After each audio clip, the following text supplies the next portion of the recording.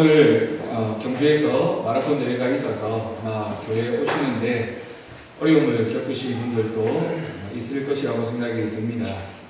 한편으로는 교회에 오는 길이 어렵고 힘들기 때문에 우리가 더 간절히 사모하는 마음을 가지게 되고 또 그 마음으로 이 자리에 앉아서 예배하는 그 심령을 하나님 앞에 하나님께서 기뻐 받으시고 큰 은혜를 내려주실 줄로 믿습니다.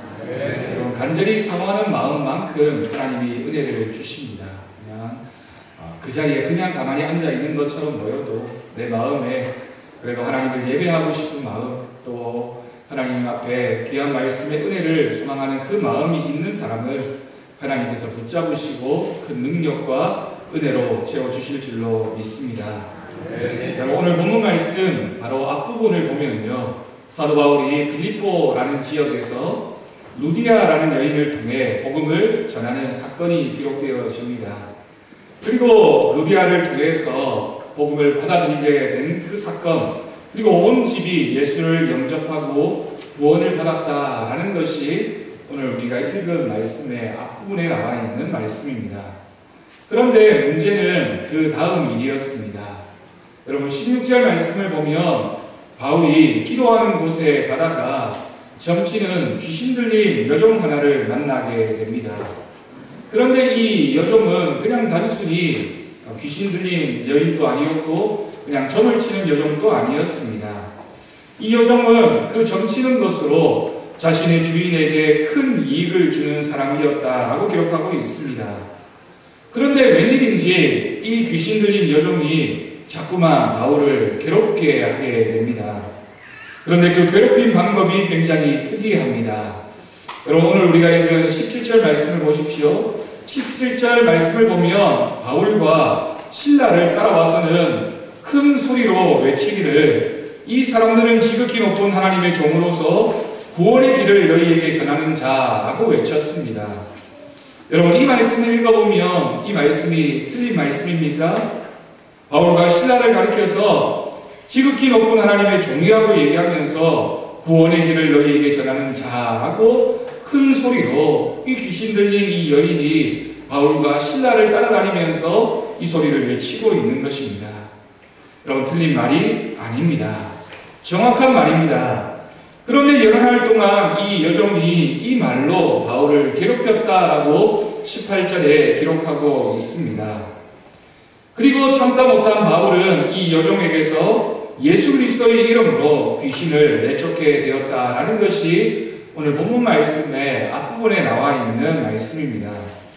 여러분 특이한 일입니다. 복음을 전하는 일을 자신의 평생의 사명으로 알았던 바울이 왜 이 여종에게는 도움을 주려고 하지 않았을까요?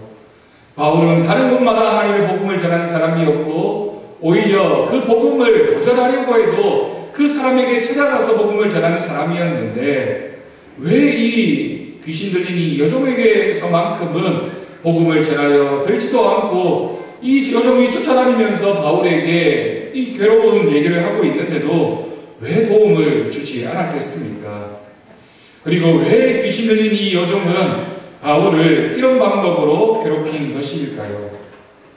여하튼 19절 말씀을 보면 여종의 주인들은 귀신 들린 여종을 통해서 돈을 벌던 자신의 수익이 사라지게 되자 바울과 신라를 고소하게 되었습니다. 그런데 여러분 그 고소한 명분을 오늘 본문에는 무엇이라고 기록하고 있습니까? 20절과 21절 말씀을 보면 바울과 신라가 성을 요란하게 한다는 것과 나쁜 풍속을 전한다라는 이유로 이 두 사람을 높은 관리에게 고소하기에 이르렀습니다. 또 우리는 여기서 생각해 보게 됩니다. 이 고소의 내용이 과연 정당한 것이었을까? 과연 사도 바울과 신라가 성을 요란하게 하는 사람이었으며 나쁜 풍속을 전하는 사람이었을까요? 물론 반대 입장에서 본다면 바울과 신라가 하는 일이 복잡하게 여겨지거나 그 일을 통해서 이 성이 어쩌면 혼란에 빠질 수도 있다라고 염려할 수도 있었을 것입니다. 그렇지만 귀신 들린 여종 이 주인들이 이와 같은 사실을 들어서 바울과 신라를 고소했다라는 것은 결코 합당한 모습이라고 할 수 없습니다. 결국 이 일로 인해서 바울과 실라는 매를 심하게 맞게 되고 옥에 갇히게 됩니다. 24절에 보면 바울과 실라가 어떤 상황 가운데 있었는지를 오늘 말씀은 기록하고 있습니다. 깊은 옥에 가두었고요, 착고를 든든히 채웠고요, 간수가 든든히 지키고 있는 상황이었습니다. 오늘 말씀은 이와 같은 상황을 시간적인 배경으로 한밤중이었다라고 기록하고 있습니다. 어쩌면 물론 시간도 한밤중이었겠지만 사도 바울과 실라에게는 하나님의 복음을 전하다가 깊은 옥에 가두게 된 이 사건, 착고가 든든히 채워지는 이 사건, 간수가 자신들을 든든히 지키고 있는 이 사건이야말로 한밤중과 같은 그런 상황이었다라는 것을 우리에게 가르쳐주고 있는 말씀이라고 할 것입니다. 한밤중에 이런 어려움을 당하고 있는 상황에서 바울과 실라가 했던 일이 무엇입니까? 25절 이하를 보면 기도하고 하나님을 찬양했다라고 기록하고 있습니다. 그런데 25절의 뒷부분이 굉장히 인상적인 그 사건을 우리에게 보여주고 있습니다. 25절 뒷부분을 보면 죄수들이 이 기도와 찬양의 소리를 들었다라고 기록하고 있습니다. 여러분 한번 생각해 보십시오. 깊은 한밤중입니다. 모든 죄수들이 감옥에 갇혀있는 상황이고 그 어떤 사람들도 이 죄수를 향해서 관심을 가지지 않는 상황이었습니다. 그런데 그 한밤중에 바울과 실라가 하나님 앞에 기도하고 있으며 찬양하고 있습니다. 어려움과 정말 희망이 사라져버린 그 상황이었지만 바울과 실라는 찬양하고 있으며 그 기도 소리와 찬양의 소리를 그 주변에 있던 죄수들이 듣고 있는 이 상황이 우리에게 무엇을 가르쳐주고 있습니까? 이 순간 놀라운 일이 벌어지게 됩니다. 큰 지진이 나고 옥터가 움직이고 문이 다 열렸다라고 기록하고 있습니다. 그리고 모든 사람의 메인 것이 다 풀어졌다라는 것이 오늘 말씀에 일어나고 있는 사건입니다. 그런데 이 사건을 그 곁에서 보고 있던 간수가 어떤 반응을 보이게 됩니까? 그 옥을 지키고 있었던 자다가 깬 간수들은 옥문들이 열린 것을 보고 죄수들이 도망한 줄 생각하고 자결하려고 했다라고 기록하고 있습니다. 여러분 당시에 로마 문화에서는 종종 감옥에 갇힌 사람을 뇌물이나 청탁을 받은 간수들이 죄인들을 빼돌리는 일이 많았기 때문에 이런 종류의 일이 발생하게 되면 간수를 엄히 문책하는 일이 많았다라고 합니다. 이처럼 간수에게는 감당할 수 없는 상황이 벌어지게 된 것입니다. 그런데 그때의 28절 말씀을 보면 바울이 이러한 간수의 행동을 알고 크게 소리를 지르게 됩니다. 사도 바울이 무엇이라고 간수에게 외쳐 이루고 있습니까? 내 몸을 상하지 말라. 우리가 다 여기 있다라고 알리면서 간수를 안심시키고 있습니다. 그리고 그 간수는 급히 이 상황을 알고서는 바울과 실라 앞에 엎드려 그들을 데리고 나가서 중요한 질문을 하게 됩니다. 그런데 이 중요한 질문이 굉장히 특이한 말씀입니다. 바울과 실라가 옥에 갇혀 있다가 노임을 받게 되었습니다. 그런데 그들이 도망하지 않았고 간수가 이렇게 옥문이 열렸음에도 이 두 사람이 도망하지 않았구나라는 사실을 알게 되었습니다. 그런데 이 상황 앞에서 28절 말씀을 보면 이 간수가 바울과 실라에게 30절 말씀에서 이렇게 질문합니다. 내가 어떻게 하여야 구원을 받을 수 있겠습니까? 아마도 이 간수의 마음에는 굉장히 특별한 마음이 들었던 것 같습니다. 이 두 사람에 대한 소문을 들었을지도 모르겠고요. 또 한편으로는 이와 같은 상황에서도 그들이 기도하며 찬양하는 소리를 들었는지도 모르겠습니다. 그리고 이 바울과 실라가 옥에서 모일 수 있는 그런 상황에서 도망하지 않는 그 모습을 보면서 또 자신을 불러서 안심하라고 얘기하는 그 얘기를 들으면서 이 간수의 마음속에 변화가 있었고 내가 어떻게 하여야 구원을 받을 수 있겠습니까? 라고 사도 바울에게 질문하고 있는 것입니다. 이 질문에 대해서 사도 바울이 무엇이라고 대답합니까? 유명한 말씀입니다. 주 예수를 믿으라. 그리하면 너와 내 집이 구원을 받을 것이다. 우리가 복음에 대해서 구원에 대해서 얘기할 때 이 말씀만큼 결정적이고 중요한 메시지가 없습니다.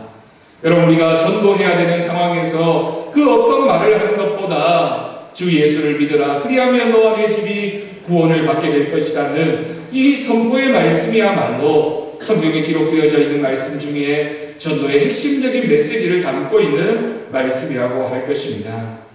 그리고 이어서 사도 바울은 주의 말씀을 그 사람과 그 집에 있는 모든 사람에게 전했다라고 하는 것이 오늘 본문의 전체적인 내용입니다. 여러분, 어쩌면 우리는 이 본문 말씀을 여러 번 들었고 이 말씀이 어떤 의미가 있는지를 이미 잘 알고 있는 말씀이라고 생각할 수 있습니다. 그런데 여러분, 우리가 여기서 몇 가지 질문을 하게 됩니다.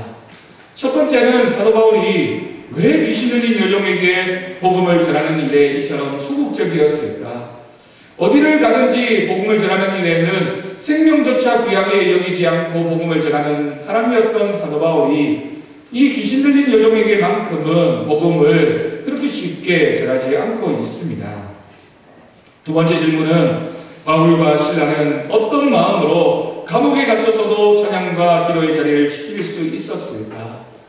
여러분, 우리가 믿음의 사람이라고 하지만 우리가 경험하기로는 어려움이 있을 때 그것도 극심한 소망이 사라지는 상황에서 기도의 자리를 놓치지 않는 것, 찬양의 자리를 놓치지 않는 것이 쉬운 일이 아닙니다. 그렇지만 바울과 실라는 그 옥에 갇혀서도 찬양하며 기도하고 있습니다.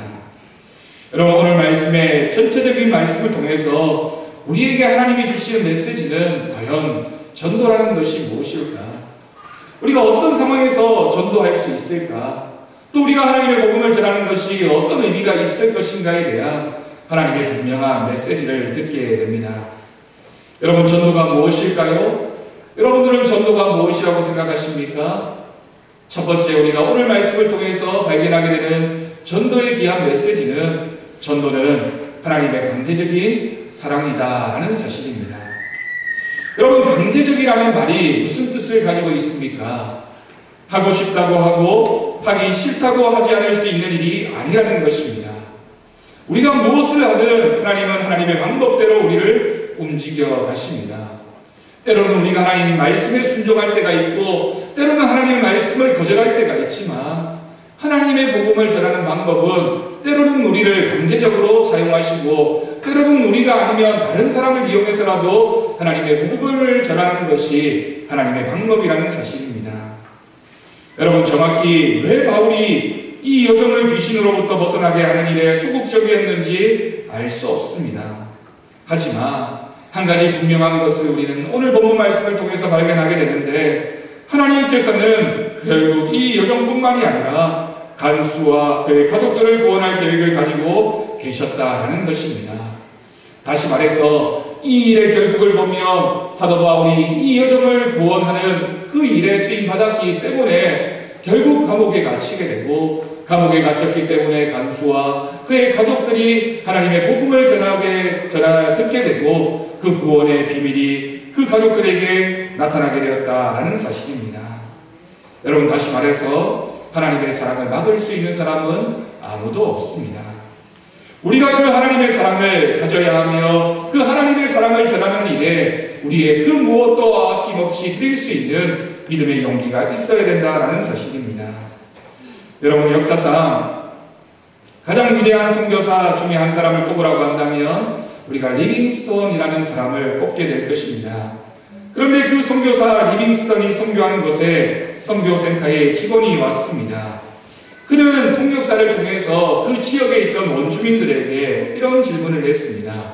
당신이 지금 교회를 다니고 있는데 예수 그리스도를 믿게 된 결정적인 설교의 내용이 무엇이었습니까? 라고 물었습니다.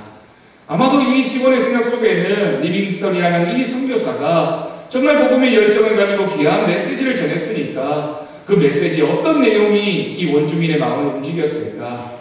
그리고 나도 이 메시지를 이렇게 전하면 원주민들의 마음을 움직일 수 있지 않을까라는 생각을 가지고 이런 질문을 했던 것 같습니다. 그런데 그 질문에 대해서 원주민이 대답했습니다. 사실 우리는 리빙스톤 선교사님이 하시는 설교를 잘 알아듣지 못합니다. 그러나 한 가지 분명한 것이 있습니다. 그는 우리를 정말 사랑합니다. 이 원주민들의 마음을 움직인 것이 무엇이었을까요? 설교가의 위대한 설교가 아니었습니다. 사람의 마음을 움직이는 건 늘 언제나 그렇듯이 사랑입니다. 신학과 교리를 가르치기 전에 사랑을 보여주는 것이 복음을 전하는 첫 번째 모습이라는 사실입니다. 여러분들, 교회 다니지 않는 사람들이 과연 교회를 볼까요? 교회 밖에 있는 사람들은 교회를 보지 않습니다. 사람들은 교인을 봅니다. 좋은 교회가 어떤 교회입니까? 좋은 교인이 있는 교회가 좋은 교회입니다. 세상 밖의 사람들은 하나님을 알지 못하기 때문에, 교회가 어떤 곳인지를 알지 못하기 때문에 교회나 말씀이나 메시지를 통해서 하나님을 영접하고 알게 되는 것이 아니라 하나님의 사랑을 품고 살아가는 그 성도들, 우리를 통해서 하나님을 영접하게 된다는 사실입니다. 그러므로 우리 교회가 좋은 교회가 되려면 우리 교회에 속해 있는 교인들이 좋은 교인이 될 때, 사랑을 나누는 교인들이 될 때 우리 교회가 좋은 교회가 될 수 있다는 사실입니다. 여러분, 사도 바울과 신라가 옥에 갇혔을 때 그들이 찬양하고 기도함을 통해서 옥문이 열렸습니다. 큰 기적입니다. 그렇지만 그들이 도망하지 않고 간수를 붙잡아서 안심시킨 이유는 간수를 사랑하는 마음이 있었고, 그 사랑하는 마음을 간수가 보았기 때문에 내가 어떻게 하면 구원을 받을 수 있습니까? 라고 바울과 신라에게 질문했습니다. 여러분, 여기서 전도의 귀한 첫 번째 법칙을 발견하게 됩니다. 전도는 하나님의 사랑입니다. 강제적인 사랑입니다. 이기지 못하는 사랑입니다. 전하지 않고는 견딜 수 없는 사랑이며, 그 사랑을 거부할 수 없는 사랑이라서 그 사랑을 느낀 사람은, 그 사랑을 전해 들은 사람은 그 사랑에 감동할 수밖에 없는 모습이라는 사실을 우리가 분명히 기억할 수 있기를 간절히 바랍니다. 그럼 두 번째로 전도는 무엇입니까? 전도는 찬양과 기도이며, 다시 말해서 예배의 결과라는 사실입니다. 다시 말해서 하나님이 우리의 예배를 왜 받으시는가? 하나님은 예배하는 사람을 왜 좋아하시는가? 그 예배의 결과가 전도로 나타나야 한다는 사실을 우리에게 분명히 가르치고 있습니다. 여러분, 바울과 실라가 기도하고 찬양했을 때 지진이 나고 옥문이 열렸습니다. 그러면서 동시에 열린 문이 바로 전도의 문이었습니다. 아마도 바울과 실라는 이렇게 옥에 갇히면서 복음 전파의 기회를 잃어버리게 된 것, 그것에 실망하고 힘들어했을지도 모릅니다. 하지만 그 어려운 상황에서도 기도하는 것, 찬양하는 것, 다시 말해서 예배하는 것을 잊지 않았습니다. 그런데 그렇게 예배드린 결과 다시 전도의 문, 사역의 길이 열리게 되었다는 사실입니다. 여러분, 우리가 하나님 앞에 나와서 예배할 때 그 예배의 결과가 무엇으로 나타나야 되겠습니까? 하나님은 우리의 예배를 통해서 우리에게서 복음이 살아서 넘쳐 흘러가기를 원하십니다. 예배드린 우리가 예배의 자리를 떠나게 되었을 때 모여서는 함께 예배하지만 흩어져서는 그 예배의 결과로 반드시 전도의 모습이 나타나야 된다는 사실을 하나님은 우리에게 이 말씀을 통해서 말씀하고 계십니다.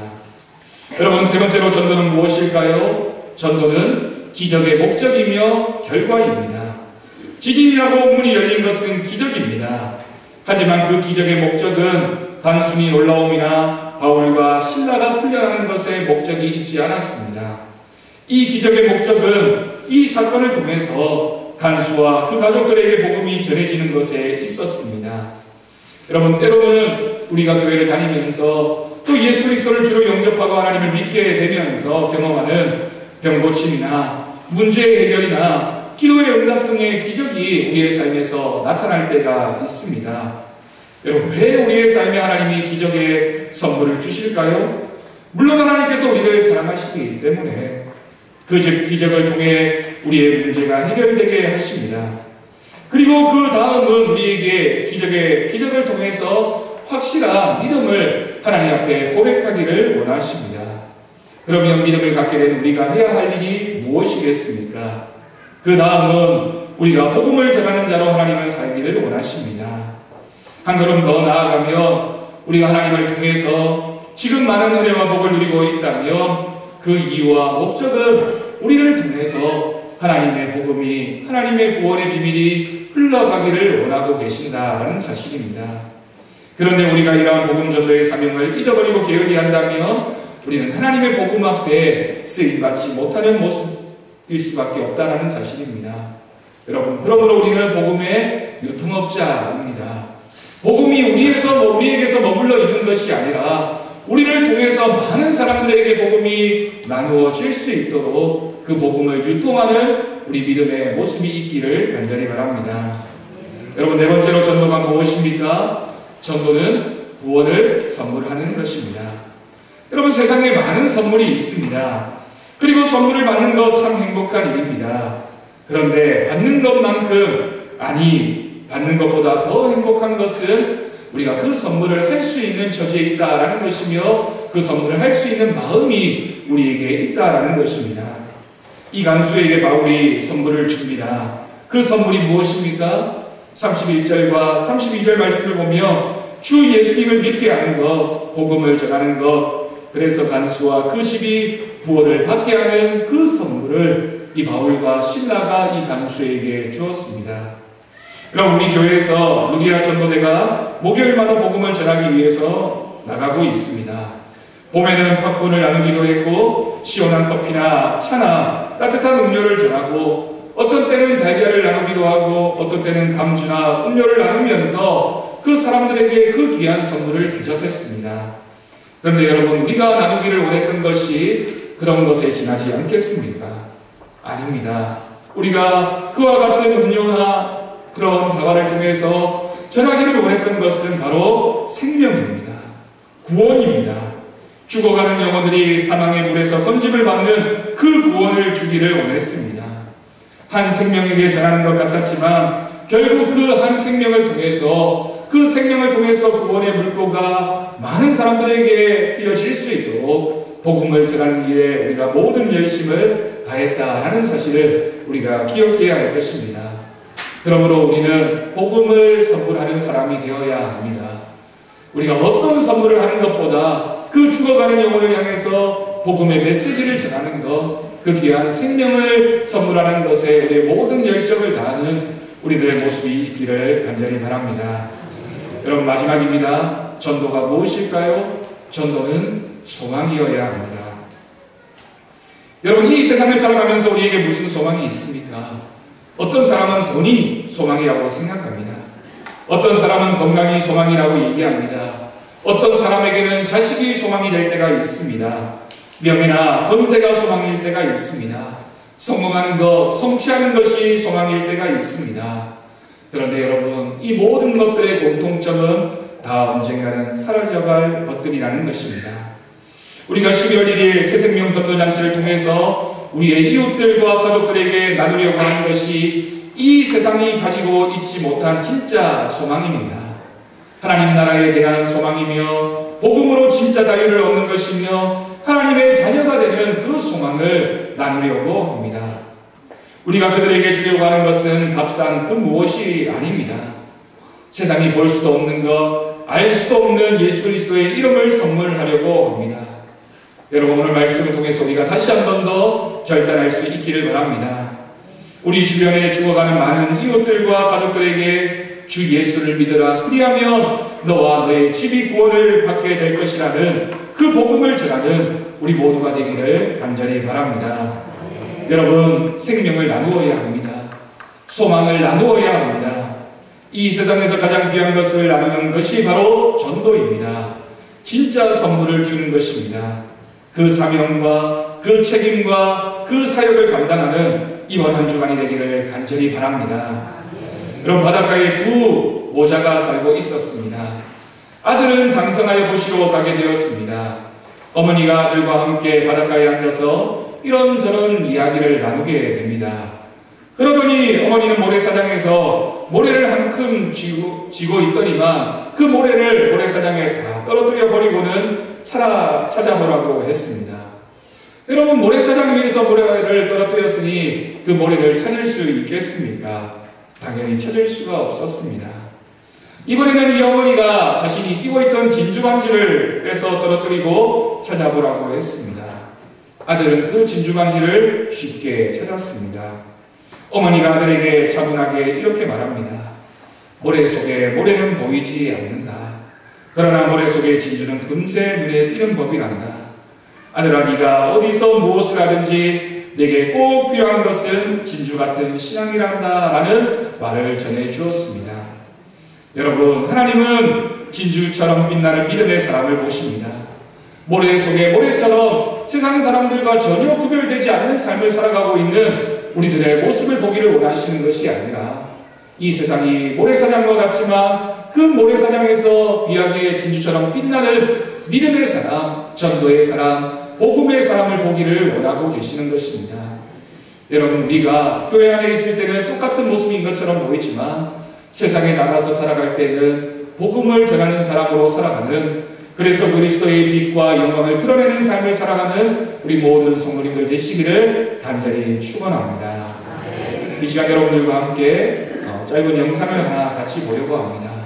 여러분들 이 영상을 보시면서 이 영상에 어떤 메시지가 담겨져 있는지를 함께 생각해 보시고 이번 한 주간 우리가 어떤 삶을 살아가야 하는지를 하나님 앞에 고백하며 결단하는 귀한 영상, 그럼 마음에 도전이 되는 귀한 시간이 될 수 있길 바랍니다.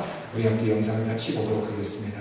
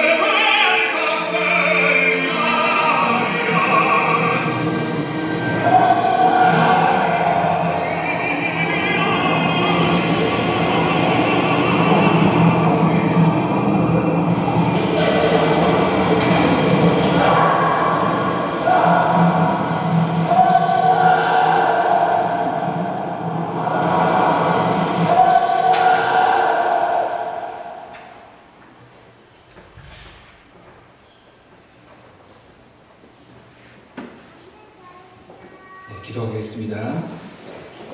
하나님 아버지 감사합니다. 우리가 전도가 무엇인지, 또한 주님을 믿는다는 것이 무엇인지, 우리에게 어떤 책임이 있는지 우리가 함께 오늘 말씀을 통해서 들었습니다. 전도는 하나님의 강제적인 사랑입니다. 전도는 우리가 예배드린 사람으로서 반드시 감당해야 될 사명입니다. 전도는 하나님께서 우리에게 베풀어 주신 기적의 목적입니다. 전도는 죽어가는 영혼들에게 구원을 선물하는 것입니다. 전도는 그 영혼들에게 소망을 주는 것입니다. 하나님, 우리가 누군가의 노력과 열정으로 인하여 하나님을 영접하게 된 것처럼 우리도 누군가에게 생명을 전하는 물 위에 생명줄을 던지는 우리들의 모습 되게 하여 주옵소서. 하나님, 우리가 그 사명 잊지 않고 감당하게 하시고 우리 사랑하는 경주항성교회가 많은 죽어가는 영혼들을 구원해내는 일에 쓰임받는 귀한 교회, 귀한 성도들 되게 주님 도와 주옵소서. 감사드리고 예수님의 이름으로 기도드립니다. 아멘.